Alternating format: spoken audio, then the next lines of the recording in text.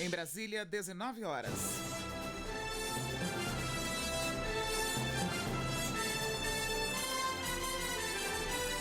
Está no ar a Voz do Brasil.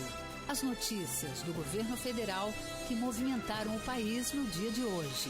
Olá, uma boa noite. Boa noite para você que nos acompanha em todo o país. Terça-feira, 31 de maio de 2022. Faltam 98 dias para o bicentenário da independência do Brasil.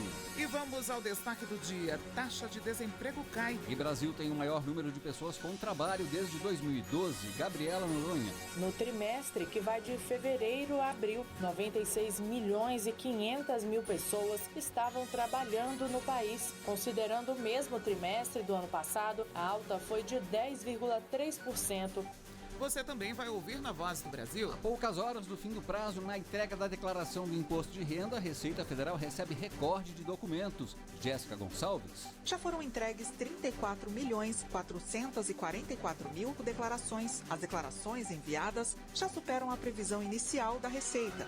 E vamos trazer as últimas informações sobre as chuvas no Nordeste e as ações do governo federal na ajuda emergencial à população atingida em uma entrevista ao vivo com o secretário nacional de Proteção e Defesa Civil, Coronel Alexandre Lucas Alves. Hoje, na apresentação da Voz do Brasil, Márcia Dias e Nazi Brum. E assista a gente ao vivo pela internet, acesse voz.gov.br.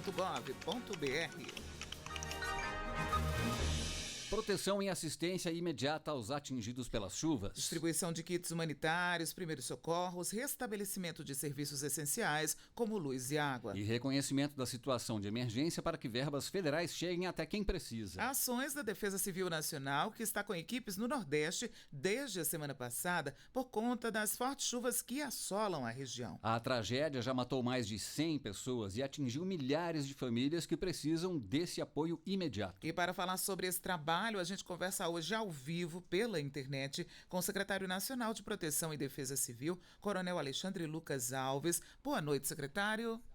Boa noite, secretário. Boa noite a todos.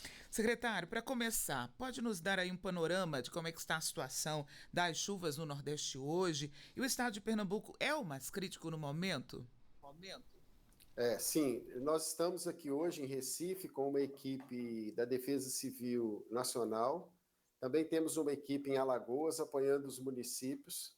A situação ainda é crítica, ainda há pessoas desaparecidas. Isso causa uma comoção muito grande, principalmente naquelas famílias que desejam rever essas pessoas e principalmente os enlutados, né, que precisam enterrar seus corpos. Ainda chove aqui na região e isso traz um problema tanto para as forças de segurança que estão nas ações de busca e resgate, como também nas demais ações de socorro, assistência e resposta ao desastre.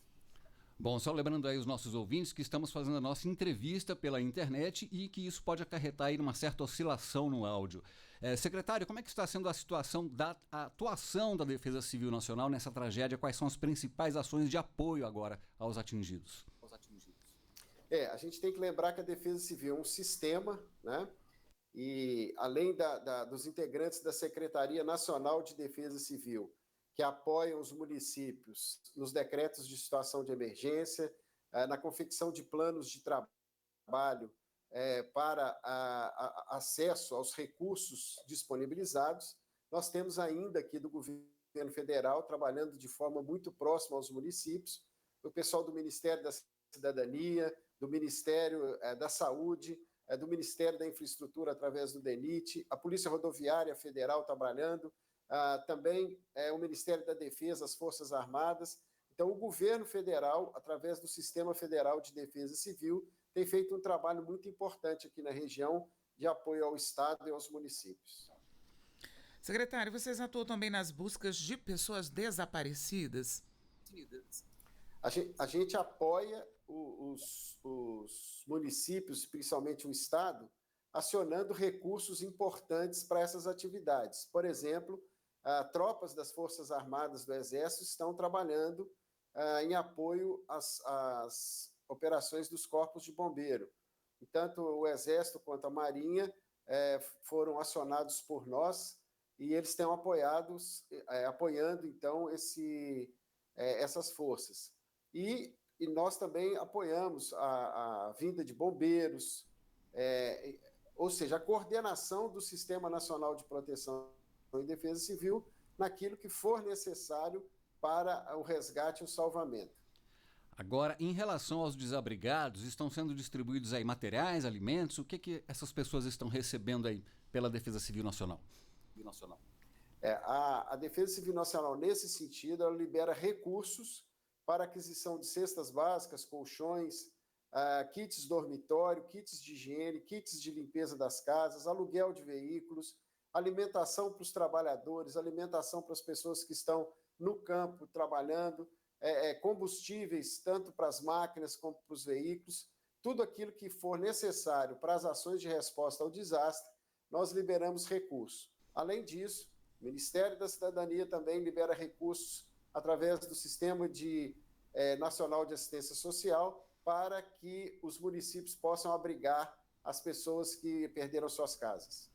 Secretário, diante do que o senhor explicou aí, é justamente aí que entra a questão do reconhecimento da situação de emergência nas cidades. Como é que funciona isso? Por que esse reconhecimento é necessário? Para que o governo federal possa liberar recursos direto para os municípios e para o Estado, nas situações de desastre, é necessário, pela lei, que o ente federativo decrete a situação de emergência, delimite a área do desastre e levante os danos causados por esse evento.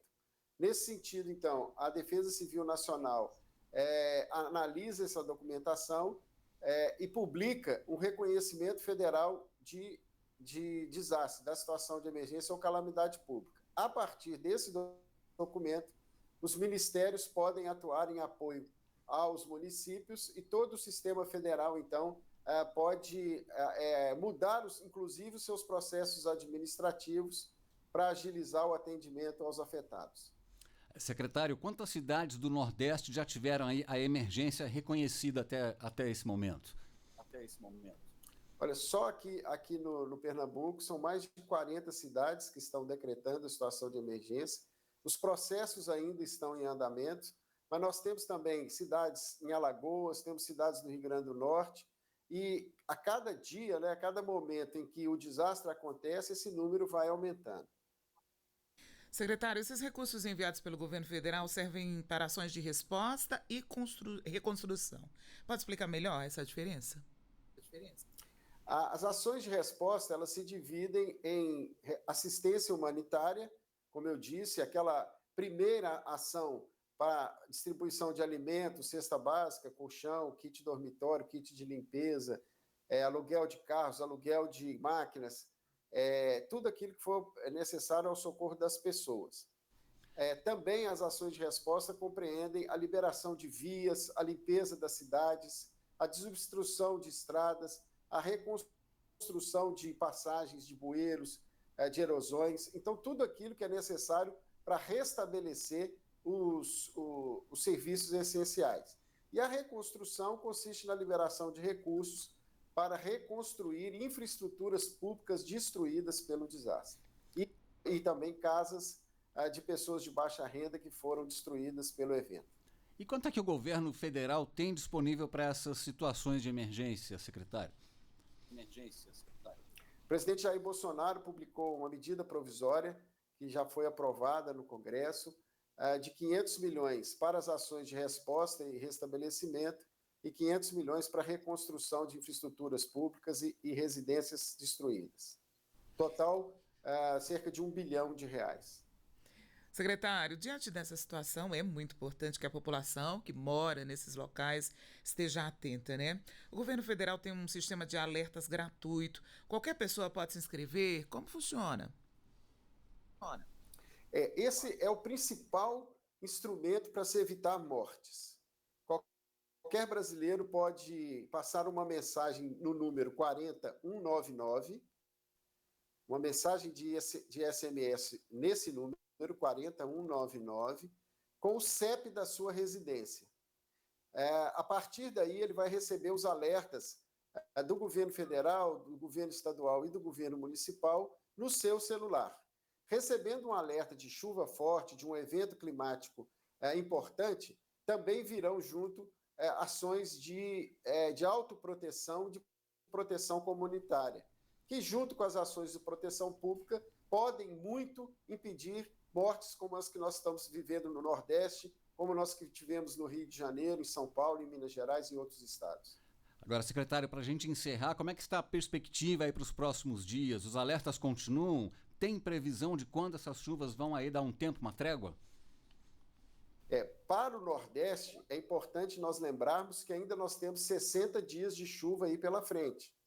Então, é um período que está começando agora, é um período crítico, muita chuva ainda pode cair na região Nordeste toda, então é importante que toda a população dessa região esteja atenta, cadastre o seu celular no 40199 com o seu CEP, receba os alertas, estejam atentos às orientações da Defesa Civil e, principalmente, tenham a percepção do risco e adotem medidas de autoproteção, que essa é a melhor medida de prevenção para se evitar mortes.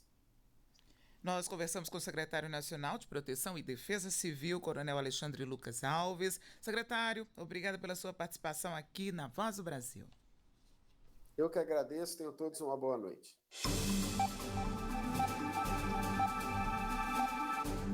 O número de pessoas com trabalho passou de